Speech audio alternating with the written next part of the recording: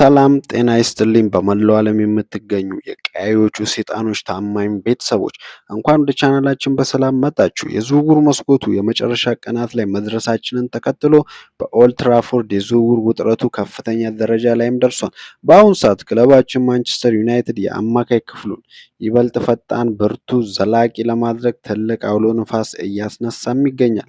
ባለፉት ጥቂት ሰዓታት ውስጥ የዝውውር ሊቁ ፋብሪዚዮ ሮማኒዮ ይፋ ያደረገው አንድ እጅግ አስገራሚ መረጃ ደግሞ መላውን የእግር ኳስ ዓለም ማነጋገር ጀምሯል። ይኸውም የብራይተኑ የ22 ዓመቱ ወጣት የፊትና የደረት አማካይ ካርሎስ ባሌባ ወደ ማንቸስተር ዩናይትድ ለመዘዋወር እያደረገ ያለው ከፍተኛ ግፊትና ጥረት ነው።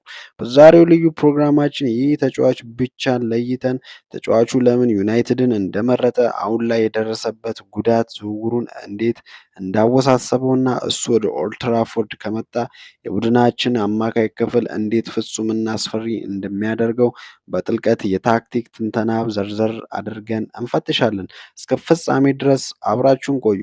የዝውውር ዜናዎች እውነተኛ መሪ የሆነው ፋብሪዚዮ ሮማኒዮ ባለፉት ሰዓታት ይፋ እንዳደረገው ካርሎስ ባሌባ ካለፈው ዓመት ጀምሮ ወደ ማንቸስተር ዩናይትድ ለመዘዋወር ከፍተኛ ፍላጎት ያሳየ ሲሆን በዚህ ክረምትም ይህንን እንቅስቃሴውን በከፍተኛ ሁኔታ ቀጥሎበታል።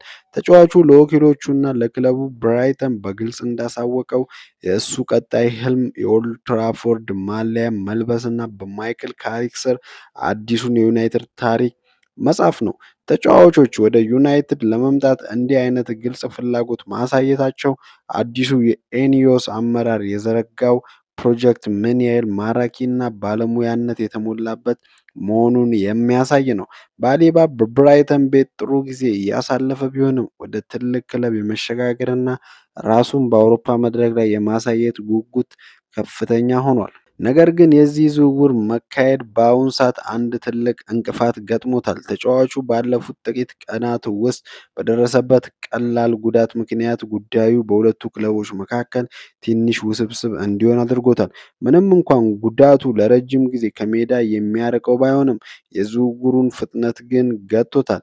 ይህ ጉዳት ዝውውሩን ለምን አወሳሰበው? ማንኛውም ክለብ ለአንድ ተጫዋች በሚሊዮኖች የሚቆጠር ፓውንድ ከማውጣቱ በፊት ተጫዋቹ ፍጹም ጤነኛ መሆኑን ማረጋገጥ ይፈልጋል።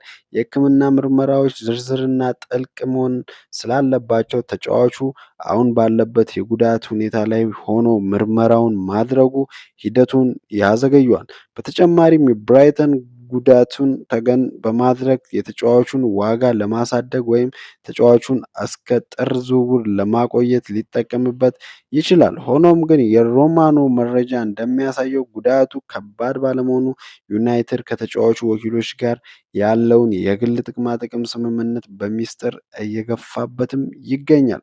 ውድ የቀያይ ሰይጣኖች ደጋፊዎች የካርሎስ ባሌባ ወደ ኦልድ ትራፎርድ ለመምጣት እያደረገ ያለው ከፍተኛ ጥረት ክለባችን አሁንም በትልልቅ ወጣት ኮከቦች ዘንድ ያለውን ታላቅ ሳቢነት የሚያሳይ ነው። ጉዳቱ ዝውውሩን በጥቂት ቢያዘገየውም ዩናይትድ ይህንን ተጫዋች ማጠናቀቅ ከቻለ ግን ለአዲሱ የውድድር ዘመን እጅግ አስፈሪና ብርቱ ቡድን እንደሚሆን ጥርጥር የለውም። የዛሬ ቪዲዮአችን ይህን ይመስል ነበረ። ቪዲዮን ከወደዳችሁት ላይክ ማድረግ ለሌሎችም ደጋፊዎች እንዲደርስ ሼር ማድረጋችሁን እንዳትረሱ። ለቻናላችን አዲስ የሆናችሁ ደግሞ ሰብስክራይብ በማድረግ የደውል ምልክቷን ይጫኑ። ሁሌም ድል ለማንቸስተር ዩናይትድ። ቻው ቻው።